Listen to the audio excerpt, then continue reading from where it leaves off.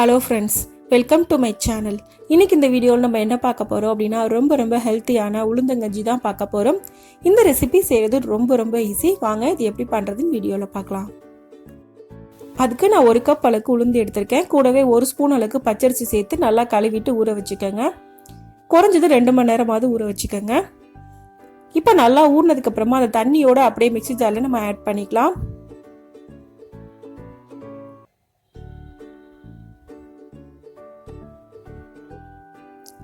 இப்போ கூடவே நான் 2 ஏலக்காய் ஆட் பண்ணுறேன். ஏலக்காய் தூள் போடுறதா இருந்தால் நீங்கள் கஞ்சி செய்யும் போது போட்டுக்கலாம்.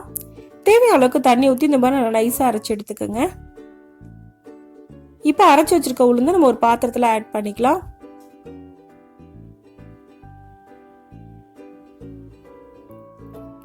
இப்போ அது கூடவே 4லேருந்து 5 கப் அளவுக்கு தண்ணி ஊற்றிக்கங்க. இப்போ அடுப்பு மீடியம் ஃப்ளேமில் வச்சு இதை நல்லா மிக்ஸ் பண்ணி விட்டுக்கிட்டே இருக்கணும்.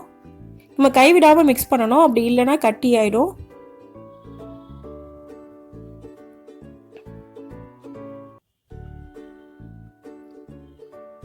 இப்படி நல்லா மிக்ஸ் பண்ணி விட்டுக்கிட்டே இருங்க. ஒரு 5 நிமிஷத்துக்குள்ள இது நல்லாவே குக் ஆகிடும். இப்போ நல்லாவே குக் ஆயிடுச்சு.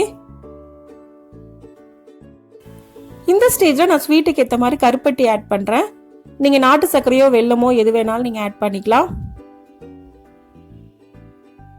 இப்போ இது நல்லா மிக்ஸ் பண்ணி விட்டுக்கோங்க. நல்லா கரையணும், அந்தளவுக்கு நல்லா மிக்ஸ் பண்ணிக்கணும். நீங்கள் வெல்லம் ஆட் பண்ணுறதா இருந்தால் தண்ணியில் கரைச்சிட்டு தூசி எதுவும் இல்லாமல் வடிகட்டி ஆட் பண்ணிக்கோங்க. இப்போ இது கரையிற அளவுக்கு நம்ம நல்லா குக் பண்ணிக்கலாம். நல்லா மிக்ஸ் பண்ணி விட்டுக்கிட்டே இருக்கணும், அப்படி இல்லைன்னா உங்களுக்கு அடியில் பிடிக்கிறதுக்கு சான்சஸ் இருக்குது. இப்போ வெல்லம் நல்லா கரைஞ்சிருச்சு. அடுத்ததாக ஒரு பேன் எடுத்துக்கலாம். 2 ஸ்பூன் அளவுக்கு நெய் ஊற்றிக்கங்க. அது கூட கொஞ்சமாக நான் பாதாம் ஆட் பண்ணுறேன். கொஞ்சமாக முந்திரி அதையும் ஆட் பண்ணிக்கங்க. அது நீங்கள் உங்கள் விருப்பத்துக்கு ஏற்ற மாதிரி கூடவோ குறைச்சலோ எவ்வளோ வேணாலும் போட்டுக்கலாம். நான் 10லேருந்து 15 திராட்சை ஆட் பண்ணுறேன். இது எல்லாத்தையும் சேர்த்து நல்லா ஃப்ரை பண்ணிக்கலாம். 2 நிமிஷம் போல் ஃப்ரை பண்ணால் போதும், இது நல்லாவே ஃப்ரை ஆகிடும். இப்போ இது ஒரு பிளேட்டில் மாற்றிக்கலாம்.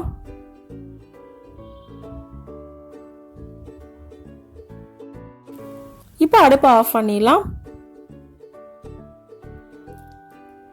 இப்போ இதே பேனில் ஒரு 1/2 கப் அளவுக்கு தேங்காய் துருவல் ஆட் பண்ணுறேன்.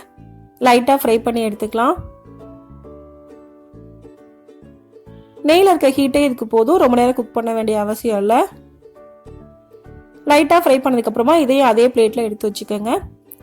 நீங்கள் தேங்காய்க்கு பதிலாக தேங்காய் பால் ஊற்றுறதுனால ஊற்றிக்கலாம், அது உங்களோட விருப்பம்தான். இப்போ ஒரு பிஞ்ச் அளவுக்கு மட்டும் உப்பு சேர்த்துக்கலாம். உங்கள் வெள்ளத்தில் உப்பு இருந்துச்சு அப்படின்னா நீங்கள் உப்பை அவாய்ட் பண்ணிக்கோங்க.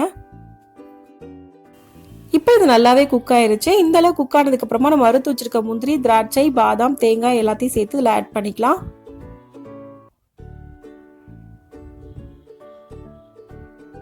லைட்டாக 2 தடவை மட்டும் மிக்ஸ் பண்ணி விட்டுக்கோங்க.